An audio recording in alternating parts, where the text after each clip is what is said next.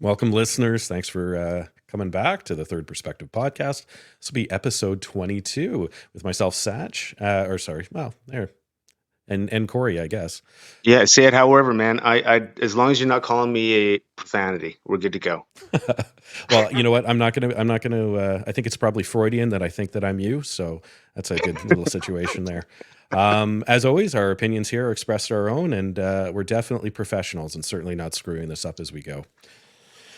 Oh man. Hey, it's the best way to do it, man. As profession, we're professionals, but we will screw it up as we go, and that's as We're professional professionals, screw ups. and we'll try to correct those screw ups as much as we can. It'll take us the rest of our lives. You think I haven't done 22 or more of these to come out and fumble that, but fantastic. There we go. Yeah. We've strived for imperfection and we've managed to achieve it. So goal accomplished. Yes. So, so last week we were talking about quite a heavy situation and topic with grief, and we thought we'd switch it up a little bit this week. And a question from one of our listeners again, and kind of a funny one. So we're both in sort of law enforcement, first responders, sort of thing, and their question was basically, why do people date first responders? And I'll tell you, I don't have a clue. Mm-mm. So I'm interested to think or to hear what you have to say on this as a law enforcement guy. Mhm. Why do people date first responders? So I just want to get a little bit of clarification. Is this other first responders dating other first responders, or civilians dating first responders and vice versa? I think both. I think Okay. Okay. why are we so sadistic that we want to Okay. date other first responders, and what attracts other people to dating first responders? Okay. So I can speak from my experience. I was married to a first responder, and I got divorced from a first responder. So having said that, why did we at least? And I can say this because we had discussions when we were first dating, Mm-hmm. and Mm-hmm. and I guess like for us, it was like we didn't have to sell anything. We already kind of knew what our lives were, Mm-hmm. right? We understood everything. So it was like, that time where you're dating someone, it's the first 3, 6 months trying to just figure out what their life is like, you know? Mm-hmm. Mm-hmm. Well, we bypass that whole thing when you're dating another first responder because you already know everything, right? Interesting. So now it's the time to get to know the individual and the person. So rather than what their lifestyle is, what their work is like, all that you don't like, that's probably what 30% of somebody, right? Or Mm-hmm. whatever, maybe more. I don't know. Mm-hmm. But so now you can devote all that energy and just connecting and figuring things out. Now, if you're smart, you do that. I'm not sure if I was. I'm not sure how smart I was. Yeah. I'm Yeah. divorced. But having said that, I think from the initial sort of thoughts, that's how I thought about it when I first started dating my ex-wife. And by the way, she's awesome. She's legit, good person, good mom, all the things. Mm-hmm. I was the screw up, like we talked Mm-hmm. about at the beginning of this podcast. Mm-hmm. Yeah. Yeah. Yeah. Yeah, you know what? It's funny. I obviously I'm married to somebody who's not a first responder. They're in a medical field, but they're not a first responder. Um, or, but I think about it like the classic trope of the first responder, especially like if you're with the RCMP, for instance, and you're in a small town, who are you naturally going to gravitate to? And I'll tell you right now, it's usually teachers, nurses, um, other members, and stuff like that. It seems like it's almost comical. It's like your wife is probably a nurse or a teacher, right? And they're like, "Yeah, how'd you know?" And it's like, "Well, that's because literally every first responder seems to date that, you know." So Mm. is it just because like with small town policing or something, it's people who are safe, or is it just because like you said, there's already that, oh, I know what you do, I deal with, or we deal with the same things all the time, we can skip to just getting to know each other? Like, do you think that's it, or do you think there's more there?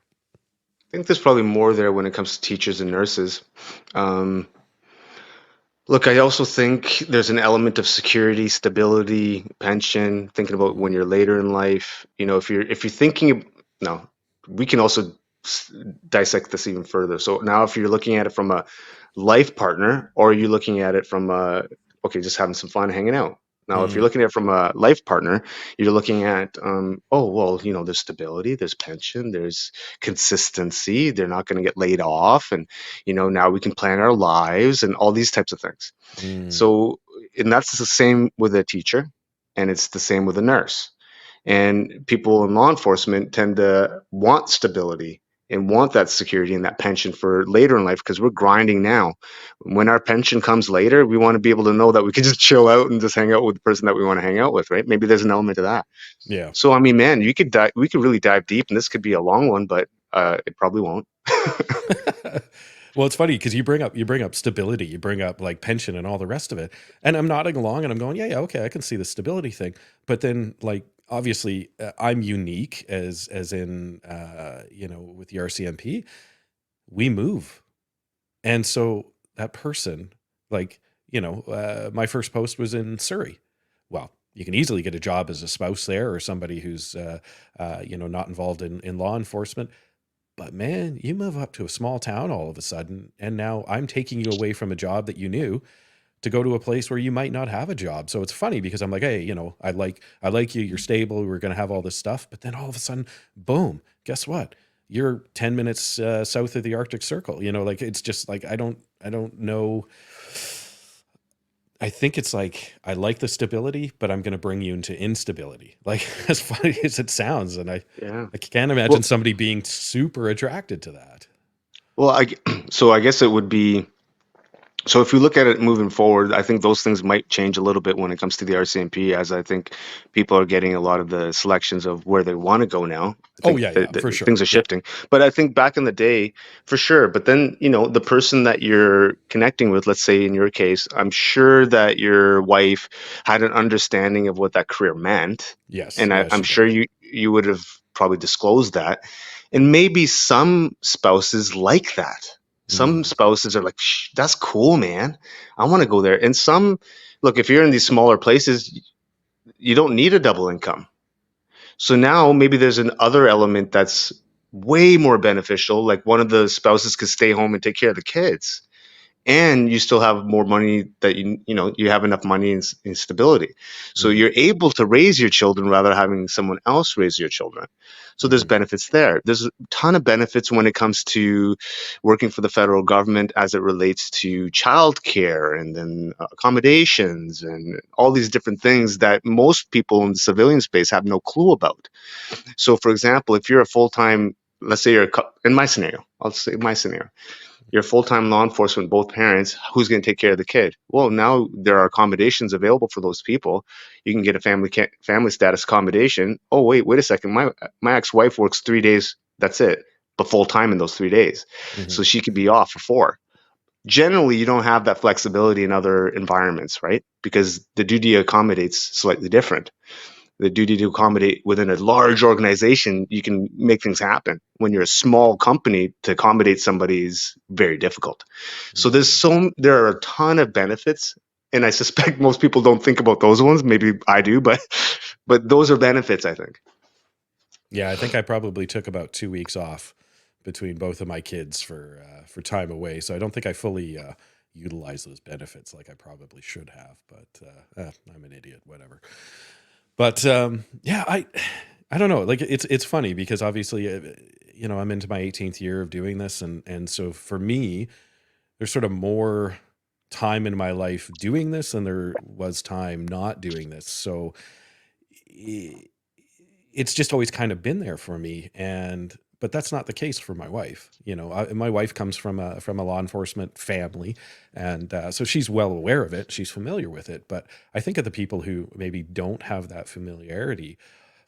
Is the attraction the same thing that you're talking about? Like there's a stability, there's an adventure, there's an excitement, um, or is it something different? Like, what do you think for Well, somebody, the spouse who's not law enforcement or a first responder? I suspect it's different for both a male or a female. I think because we're both different. So let me speak on what I think might be the case because I'm a male and a female that's in civilian, a civilian, so to speak. I guess it is an occupation that people are aware of over time, and culturally, people have a certain understanding of what that is, and um, I guess you could say it's. This might sound a bit ridiculous. It's kind of like it could be similar to that whole, when you're a hockey player. Hmm. and like some of the females around hockey players, there's an element of that bunny kind of idea. Oh, these are cool dudes. I want to be around these types of people. They're sexy. They're strong. They're powerful. They're maybe there's an element in there that they're thinking, hey, well, maybe I want to be around someone who's going to protect me, someone's going to take care of me, someone who's going to um, have my back, someone who's Hmm. supportive. Like, I don't know, man. Like, I'm just talking on my ass, but I was gonna but say maybe there's. the opinions expressed by Satch are not necessarily those of the Third Perspective podcast. Hey, man, I'm trying to think outside the box. I'm an outside the Mm, box thinker mm, here. mm. I can see an attractiveness for sure. Like I think of some of the careers that I see people in, and I think, oh, I bet you they're awesome. Like they're cool people. They're whatever. I can see that. Like from that standpoint, absolutely, I could see that. I know that there's always the joke that um, when the young member comes into a new town that everybody starts coming out looking for a way out of the town. And I'm not saying that's true. It's just a trope that people say, but that poor 19-year-old member who's, come out of training and gone to some small town somewhere, and everybody's interested in them because they're new. They're new to the town. I know when I policed in a small town, I was new, so I was the talk of the town for a little bit, just because they didn't know who I was, and it's not because I was cool. It's just because I was something that was new, because people had grown up in the town, spent most of their life in the town, worked in the town, and now here's a new person, and it's just interesting to do. But people will come up and be very interested in this person who doesn't seem attached to anybody, doesn't have a girlfriend, because that was literally the first question out of most people that came up. Do you have a girlfriend? Are you married? And I'm like, oh, my name's Corey. It's nice to meet you. It's that sort of thing. And I don't know, again, if they're just interested, not specifically in me, but yeah, I think that opens up a lot of doors to talk to people. But again, you know, be Well, careful what here's you. another thing, a thought that came into my head is you were mentioning that your wife had law enforcement in her family. Yep, Who? that's her father. Okay. So maybe there's elements of that as well, right? Mm, There could be elements of like, oh, my dad was a stand-up person, my dad was a cop. I want to find someone just like that. I want to find someone who's fits that space. So if you're modeled in a certain way, maybe more people will want to find someone like that as a partner. Who knows? Like, I mean, that was the first thing that jumped in my head when you mentioned it. I think if they're a good person, for sure. I think there's always going to be that thought process where unconsciously we're looking for the things that we loved about the people around us that we loved, our parents and stuff. And I'm not talking about dating your dad or your mom, but I'm saying like Hmm. there's something in there that you recognize. It's a counterpoint where you're like, oh, I remember feeling safe when this happened, and that person makes me feel the same way. I think I'm interested in that. But there's also the counterpoint to that, which is I know people who absolutely rally against that because their mom was a tyrant and they were a first responder or something. I don't want anything to do with that. They're all jerks, and sort of more the opposite side of things where they don't want anything to do with it. And I know But we're yeah, talking about like why people want to date us, but I mean, just as a quick counterpoint, there's that whole thing of no, they were strict and rigid and they were never there, and I don't ever want to do that. bro, there's probably more reasons not to date a Mm, law enforcement person than to date. mm-hmm, mm-hmm. That's what I would think, because I mean our schedules are crazy, and things that happen, and then lack of sleep, and there is a reason why the divorce rate is quite high within the first responder law enforcement community for many reasons, right? And from a health perspective, it generally speaking, the heart disease for male first responders is quite high because of a lot of different things. So the chances of you living to the standard age of 76 or 83 is a lot lower. So Mm-hmm. there's many reasons why maybe you don't want to.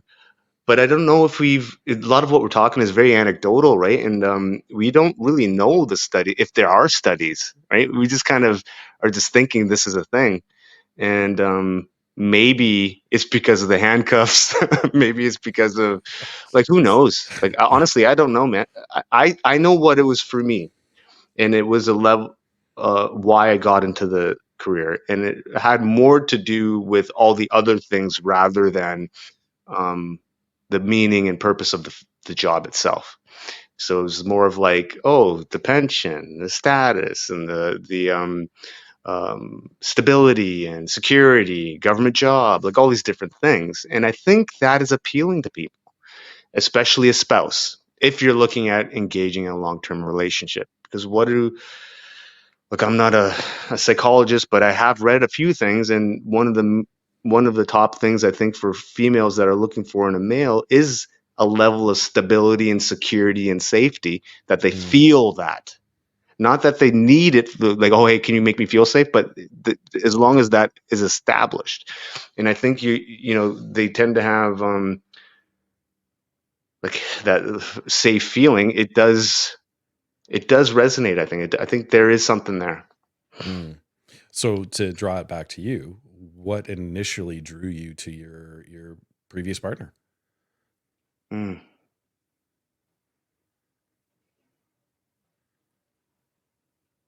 I mean, I thought she was 100 times better than me.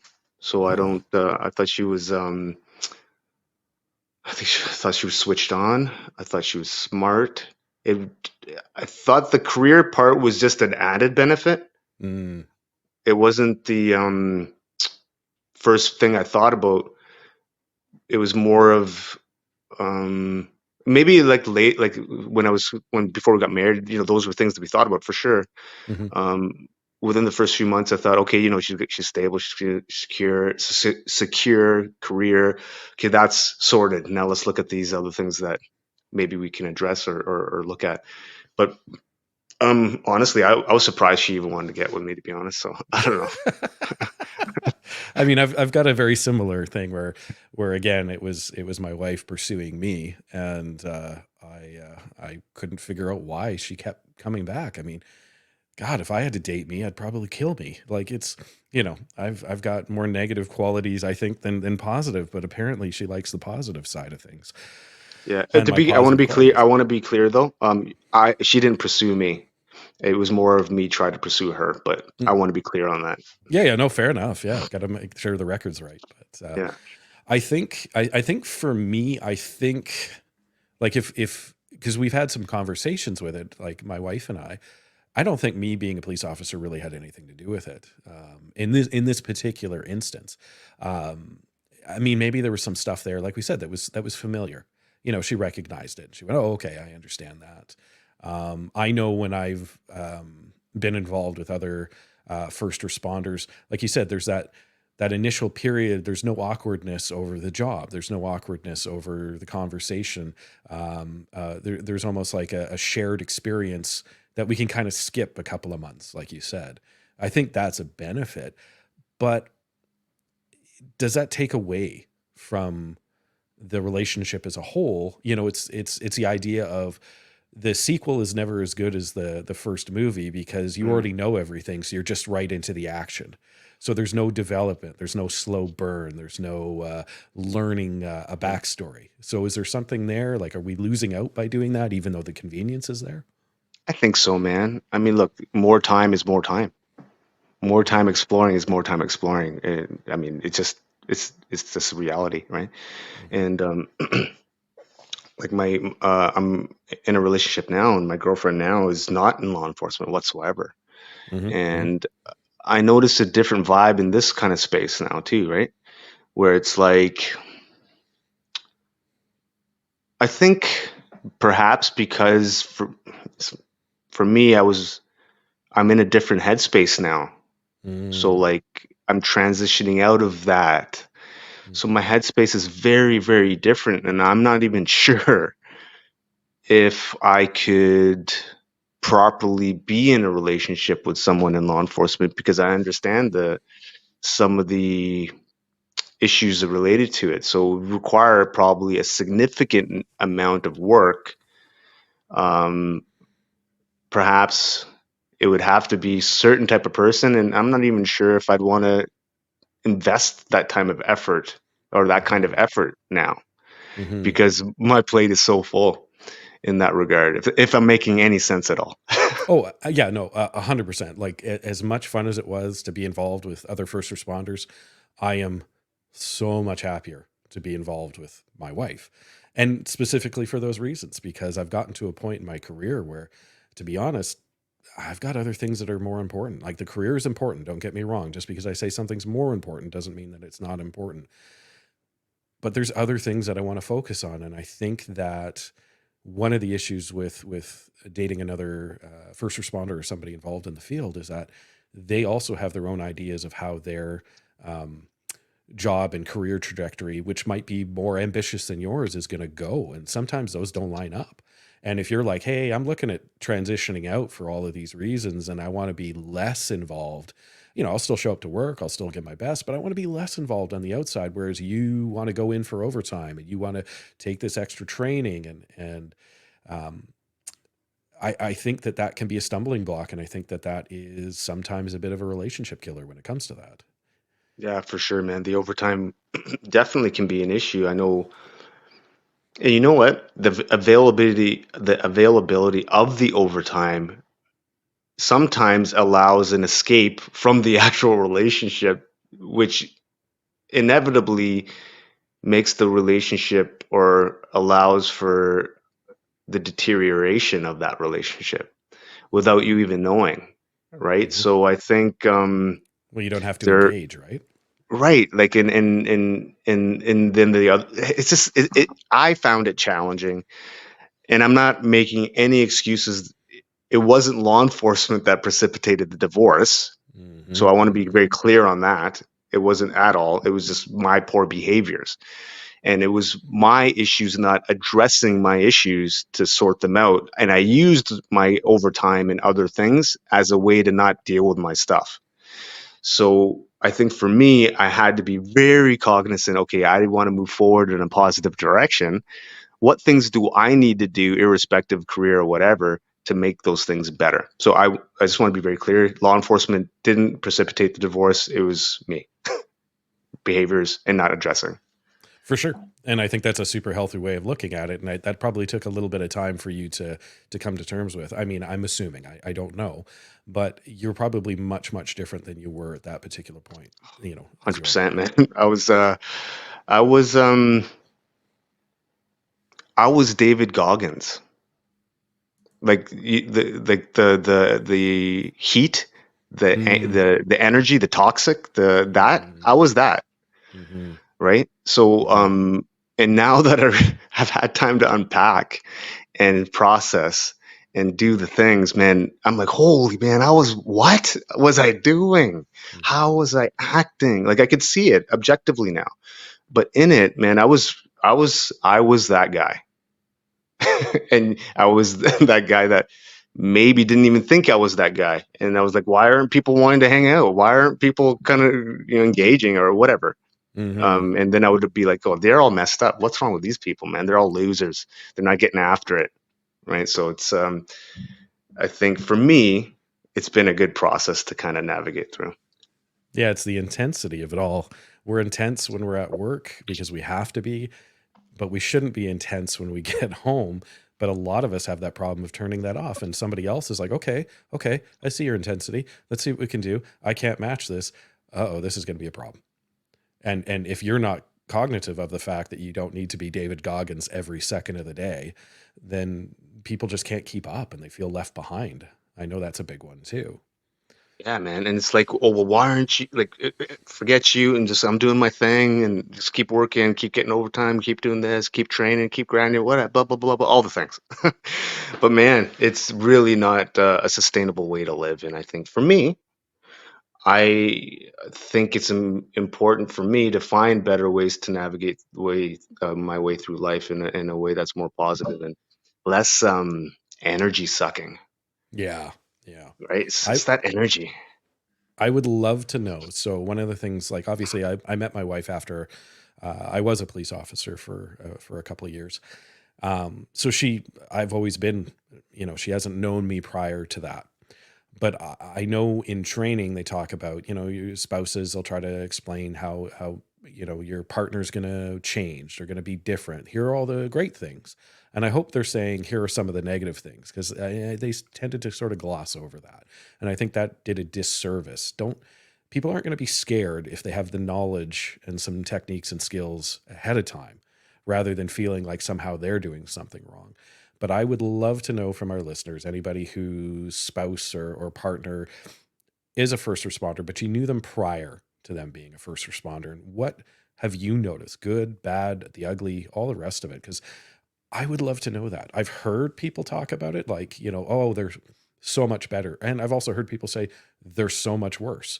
But they're worse in different ways that I didn't expect. So I'd be really interested to hear from any of our listeners if they can just drop us a line or add a comment, and I'd love to touch base on that. Yeah, I'd love that too, man, because it's and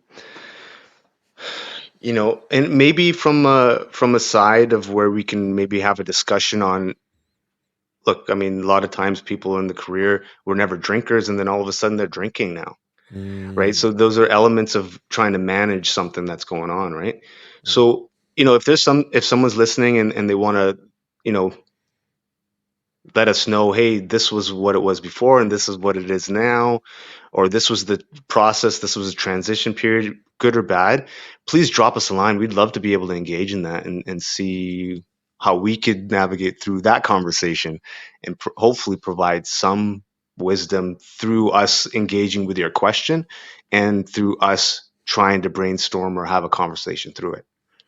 yeah, and I bring up the beginning of a career, but I also think that towards the end of the career, you also start seeing changes as well, and maybe for the better. That idea of changing that intensity and refocusing that energy somewhere else. Perhaps, if you're still lucky, back into your family and back into your the people that you love around you, and maybe not so much into the intensity of the career and some false ideas of what you think should happen in your career. Mm. Yeah, I know, like if you were to look at my 18-year career as of late, you start you're in a certain phase, then it gets into another phase, and then it gets into another phase. I think probably the last year of the last, let's say, when I was at the office, the last year of that year was probably a pretty, people could tell that was something was going on with me. Mm-hmm. And you could, behavior started shifting a lot more and less um, regulated emotions. Like it was very obvious. So I think, it's really important, I think, man, not just for yourself as an individual who's in that environment, but also for your colleagues around you. Mm, Because if you can objectively look at those things and then think about how to properly engage that to maybe perhaps help. Because look, if you were to look at an 18-year career, let's say use me as an example, and you look at that in the entire portion, most of it is actually pretty stellar and things are going pretty good. And then all of a sudden things start shifting in direction. You got to ask yourself what's going on there. mm. And I think it's incumbent upon us as colleagues, as people that are around these other members that are pretty much we're around them more than our families. I think it's incumbent upon us to be able to at least see if we can engage to a certain degree to at least maybe provide a shoulder or someone to talk to, or at least point in the right direction of some services. For sure. Now, if you have any advice, somebody who is looking at potentially dating a first responder, and again, first responders, firefighters, police officers, paramedics. I mean, there's several other categories that people will put in there, but just for the sort of primary three here, if somebody's looking at dating a first responder and they're not a first responder themselves, any advice for that person in getting into that relationship or looking to get into that relationship? I guess it comes before anything, career or anything. Just are they get to know them, understand who they are as people, and connect with the individual before anything else. And I'm sure most people do that, but this is my 2 cents. Get Mhm. to know them irrespective of all the other things and find out if there is a connection. If there's a connection and then there is potential for perhaps a really solid relationship, really almost anything can be overcome with the right kind of support and conversations. So just make sure that you're able to do that. And no matter what happens throughout a lifetime or a career or a relationship, things are going to go down and things are going to go up. Things are going to go down and things are going to go up. So just make sure that you're connected with the person, not the job, not the career. and how to support that person through what may be happening in their careers, if that makes sense. Yeah, totally. And I think have an honest conversation with that person. And again, I'm not saying, hey, guess what? When we get married and have kids and you're on, the first date, right? I'm not saying having those type of conversations, but see what their goals are. Now, goals change, and people come into your life and you decide to change it because maybe your goals aren't aligned with their goals and you really want to be with this person. But if you're, in my case, you're looking at a first responder who's going to be moving out of your town that you're currently living in, and they're going to be moving out of your town.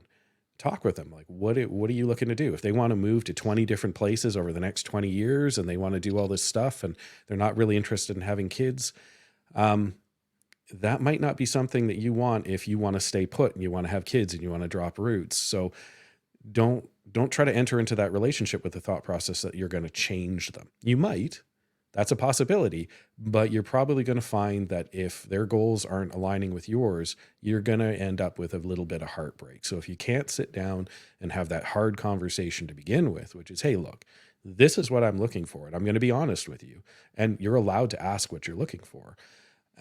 Does that align with what you're looking at? And if they can't say yes and why that aligns with it, you're probably going to run into problems, and you might be able to ignore it and you might think it'll change when it gets down there. But I'll tell you, the vast majority of the people that I've talked to, that doesn't go away. It just ends up being a larger problem later on when you're together, you're married, you have kids, you've got a house and all the rest of it. So have those hard conversations early. It might be tough and you might have to end a relationship or two depending on what the situation is, but you're going to be a lot happier in the long run. And I think that's what especially when you don't have to deal with resentment 20 years down the road. Man, yeah. I gave up my career for you to follow you around. Yeah. I've heard that line and can't deny that, right? Yeah. Like not for for me, but I've heard that from other people. Anyway. No, it happens. But before we bounce out, man, I got to say one thing. Legit shirt. I want to shout out With You Apparel, man. They're making some legit stuff. So, and what's really awesome about that is that partial proceeds go to Honor House, a charity that supports veterans and first responders with occupational stress injuries and PTSD. And hit them up, buy a shirt, buy 2, buy 10, whatever. It goes to a good cause. Yeah, they're hard to come by, man. I had to wait months and months and months to get mine, and I even set an alarm to to wake up and buy a couple. Like I had to. It was just something I had to do. So fantastic. Thanks for bringing that up. Very, very important cause. And Honor House, obviously, check them out. And With You Apparel, check them out on Instagram as well. All right, Satch, anything else before we kick out? Awesome day, awesome one, and look forward to the next one, bro. All right, guys, thanks for being with us. We look forward to seeing you next week.